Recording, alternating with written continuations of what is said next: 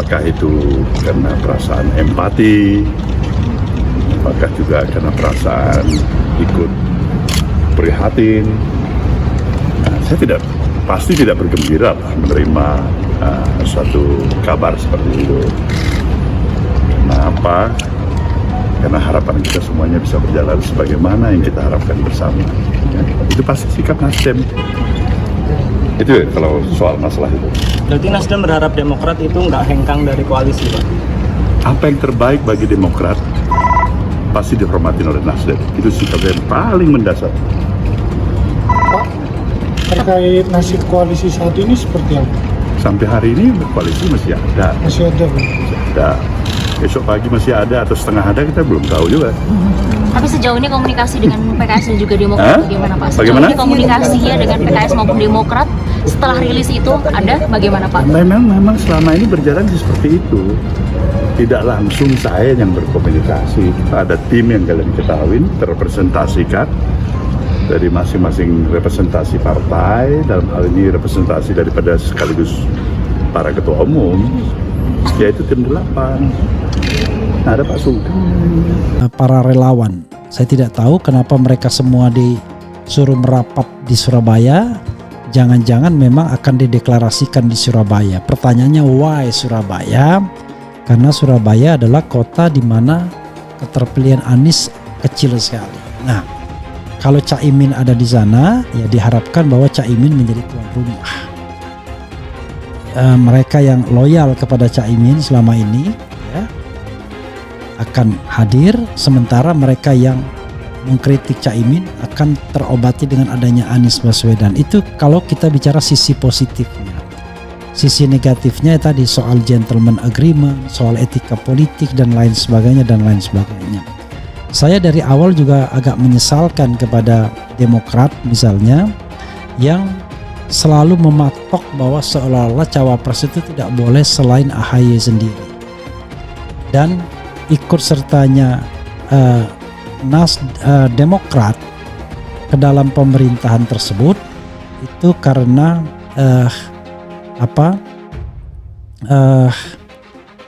apa ya istilahnya, ke dalam koalisi perubahan tersebut karena iming-iming AHY menjadi wapres. Kalau tidak, maka mereka keluar. Nah, ini juga yang harus kita runut ya, kita runtut. Tapi kalau kita baca apa yang disampaikan oleh Teguh Rifki Harsha, Sekjen Partai Demokrat, memang sudah jelas kelihatannya memang dibujuk untuk menjadi pasangan, menjemput takdir istilah Teguh Rifki Harsha tadi.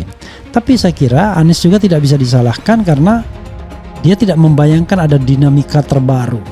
Pertanyaannya adalah terhadap dinamika terbaru ini apa yang harus Anda lakukan? Juga kepada Pak Muhaimin Iskandar yang datang sedikit terlambat, dan pada saat itu Pak Muhaimin tidak menyatakan keberatannya atas pemberian nama Koalisi Indonesia Maju oleh Pak Prabowo yang mengacu bahwa semua partai koalisi adalah bagian dari Kabinet Indonesia Maju yang sama-sama bertujuan melanjutkan program kerja Pak Jokowi. Sehingga pemilihan nama itu langsung diumumkan saat kata sambutan dari Pak Prabowo pada HUT Partai Amanat Nasional. Bahwa pemberian nama Koalisi Indonesia Maju bukan berarti membubarkan kerjasama politik antara Gerindra dan PKB serta menghilangkan hak PKB, karena sejatinya perubahan nama itu bertujuan menyolidkan 5 partai yang buat koalisi.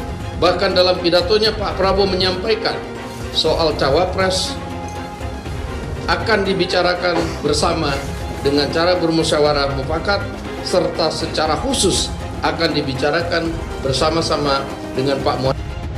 Kami selama ini tidak pernah menanggapi pernyataan elit PKB maupun Pak Muhaimin selaku Ketua Umum PKB yang merasa tidak pernah diberitahu tentang nama koalisi, tapi untuk menjaga soliditas koalisi. Demokrat, Surya Paloh putuskan duet Anies Caimin tanpa sepengetahuan PD PKS.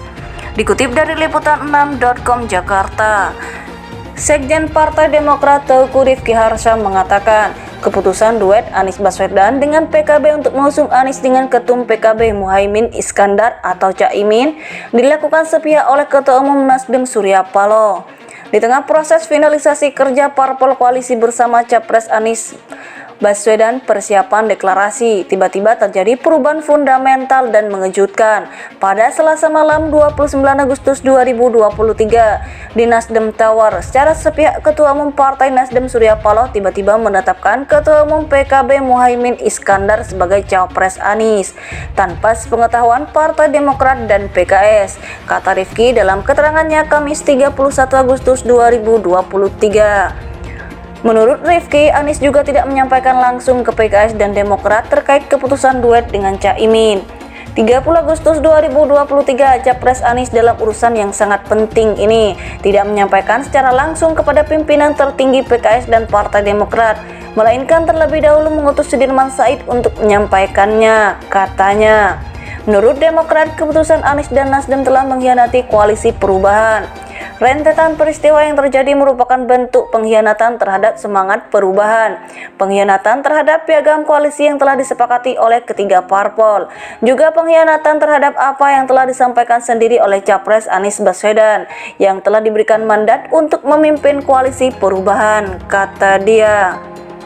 Sebelumnya, Partai Demokrat menyatakan mendapat informasi bahwa bakal Capres Anies Baswedan akan menggandeng Ketua Umum PKB Muhaimin Iskandar atau Caimin di Pilpres 2024. Sekjen Demokrat Teuku Rifki Harsha menyebut kebenaran informasi itu didapatkan langsung dari tim Anies Baswedan, Sudirman Said. Bahkan mereka telah menyetujui kerjasama politik Nasdem dan PKB. Menurut Harsha, Ketua Umum Nasdem Surya Paloh mengambil keputusan sepihak. Kemarin 30 Agustus 2023 kami mendapatkan informasi dari Sudirman Said, mewakili Capres Anies Baswedan, bahwa Anies telah menyetujui kerjasama politik Partai Nasdem dan PKB untuk mengusung pasangan Anies Baswedan dan Muhaimin Iskandar.